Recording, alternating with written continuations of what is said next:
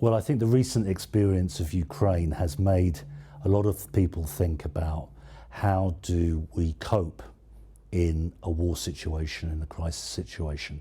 We've seen these wars and crises before, but I think the Ukraine example has really brought home to the cancer community how severe the situation can be. And what we've been doing together with the WHO, together with UICC and other colleagues, is demonstrating, I think, the power of the global cancer community. And what we've seen through our special network on the impact of the war in Ukraine on cancer is everybody putting together, really, and everybody exchanging information on a daily, weekly basis to make sure that we put cancer patient refugees outside Ukraine, but also cancer patients still in Ukraine. We put them front and center and give them the priority that they deserve.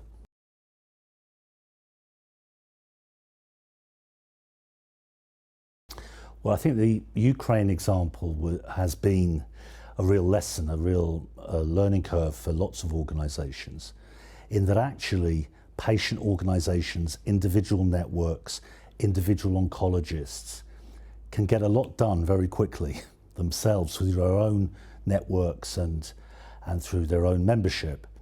NGOs can move much faster than governments in many cases. The key thing is to pull together the effort. And what you want is a respect for the expertise of the NGOs and the contacts that they have across borders.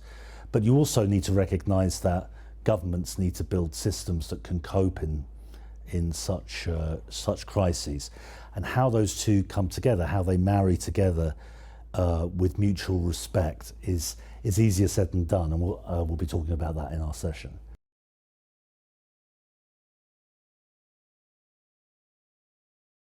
Yeah, at ECO, we've recently signed an MOU with the WHO, which includes work on Ukraine. Of course, the dynamic there, which is an ongoing situation, is difficult to predict. We don't know whether we're going to be talking about a war for a decade or a war that will finish soon. So we have to build a plan that serves those people in Ukraine, healthcare professionals, cancer patients, as best as possible in difficult circumstances.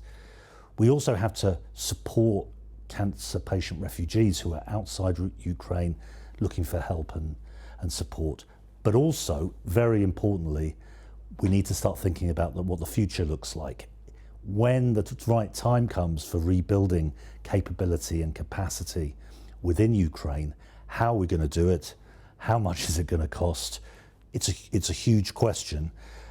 We're not at the point yet that we need to deliver that, but it shouldn't stop us from thinking about what elements will be needed.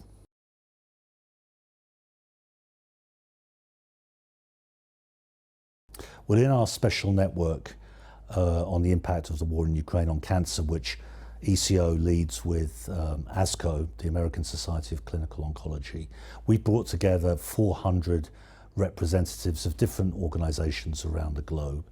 And we're working with them on a range of issues for healthcare professionals and cancer patients within Ukraine, but also in the neighbouring countries.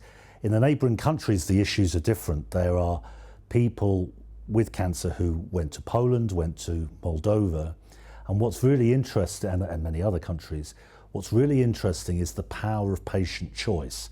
We often talk in the global cancer community in business as usual times about how it's important that patients have co-decision makers with their oncologist about what happens to them. But actually in the Ukraine war, we've seen that a lot. We've seen refugees arriving with cancer saying, I want to stay in this country because I speak the language, I've got family here, I don't want to be moved to the UK or to France or to Germany. Even if their healthcare system may be better, I want to be surrounded by people that I love and I want to be able to speak the language. So the cultural issues around patient choice are extremely important to maintain even in a war scenario.